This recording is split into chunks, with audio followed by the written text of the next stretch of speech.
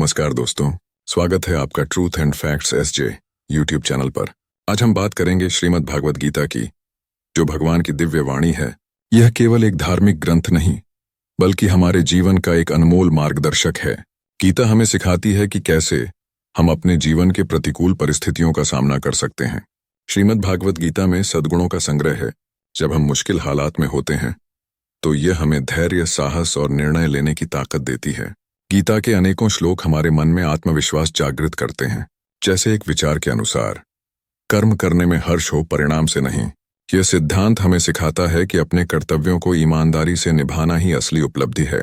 जब हम गीता का अध्ययन करते हैं तो वहां हमें जीवन के हर पहलू पर गहराई से विचार करने का अवसर मिलता है। सवाल उठता है, क्या हम मुश्किल समय में सही निर्णय ले पा रहे हैं? गीता हमें सचेत करती है कि हमें अपने अंदर की शक्ति को पहचानना चाहिए। जो बीत गया उस पर पछताओ मत, अभी आने वाले पल की चिंता करो। यह सिखावन हमें वर्तमान में जीने की प्रेरणा देती है। श्रीमद् भागवत गीता के पाठ से हम सीखते हैं कि स्थिरता, समर्पण और आध्यात्मिकता जीवन की धुरी है।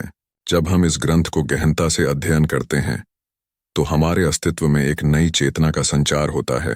गीता हमें केवल धार्मिकता की ओर नहीं ले जाती, बल्कि यह हमें जीवन की सच्चाइयों से भी अवगत कराती है। इन सभी गुणों के साथ हमें यह समझना आवश्यक है कि भागवत गीता जीवन की समस्याओं का समाधान प्रदान करती है। इसका पाठ हमें प्रोत्साहित करता है कि हम हर चुनौतियों का सामना सकारात्मकता और दृढ़ता के साथ करें। इसलिए आइए हम श्रीमद् भागवत गीता का अध्ययन करें और इसके संदेश को अपने जीवन में उतारें। भागवत गीता का तीसरा अध्याय कर्म योग के रूप में जाना जाता है। इसमें श्री कृष्ण अर्जुन को कर्म का महत्व समझाते हैं और उसे निष्काम भाव से कर्तव्यों का पालन करने का उपदेश देते हैं। इस अध्याय में कुल 43 श्लोक हैं और इसके मुख्य बिंदु इस प्रकार हैं। कर्म करने की अनिवार्यता। श्री कृष्ण बताते हैं कि संसार में कोई भी व्यक्ति बिना कर्म किए नहीं रह सकता। प्रकृति के गुणों द्वारा सभी कर्म करने के लिए विवश हैं। इसीलिए निष्क्रियता अपनाने के बजाय हर व्यक्ति को कर्म करना चाहिए। कर्म न करने से केवल जीवन का संचालन ही नहीं रुकता, बल्कि यह भी मुमकिन नहीं कि कोई बिना कर्म किए जीवन बिता सके। निष्काम कर्म योग। कर्म का सही तरीका वह है जिसमें फल की इच्छा नहीं होनी चाहिए। इस अध्याय में श्री कृष्ण समझाते हैं कि हमें केवल अपने कर्तव्यों का पालन करना चाहिए, लेकिन उनके परिणामों की चिंता नहीं करनी चाहिए। इसका अर्थ है कि अपने कर्तव्यों को करते समय मनुष्य को अपनी इच्छाओं, स्वार्थ और आसक्तियों से मुक्त रहना चाहिए। यज्ञ और समाज। कर्मयोग का एक और महत्वपूर्ण पहलू यज्ञ, त्याग है। भगवान कहते हैं कि समर्पण और त्याग के भाव से किए गए कर्म ही समाज और प्रकृति के चक्र को बनाए रखते हैं। यज्ञ के माध्यम से प्रकृति और समाज में संतुलन बना रहता है। इस दृष्टि से कर्म केवल व्यक्तिगत लाभ के लिए नहीं, बल्कि सामूहिक कल्याण के लिए भी होना चाहिए। ज्ञान और कर्म।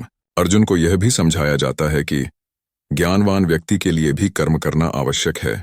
जिनके पास सही दृष्टि है वे इस संसार में कर्म करते हुए भी बंधन में नहीं बंधते, क्योंकि वे हर कार्य को भगवत भाव से करते हैं। पंडा। स्वधर्म और परधर्म। श्री कृष्ण अर्जुन को अपने धर्म, कर्तव्य का पालन करने का निर्देश देते हैं। वह कहते हैं कि अपने धर्म का पालन करना, भले ही वह कठिन हो, दूसरे के धर्म का अनुकरण करने से श्रेष्ठ है। यह आत्मा के विकास और शांति के लिए आवश्यक है। काम और क्रोध। अध्याय के अंत में श्री कृष्ण अर्जुन को बताते हैं कि काम, इच्छा और क्रोध, गुस्सा मनुष्य के सबसे बड़े शत्रु हैं। ये दोनों ही ज्ञान को ढक लेते हैं और व्यक्ति को भटकाते हैं। इसलिए इन पर नियंत्रण रखना अत्यंत आवश्यक है।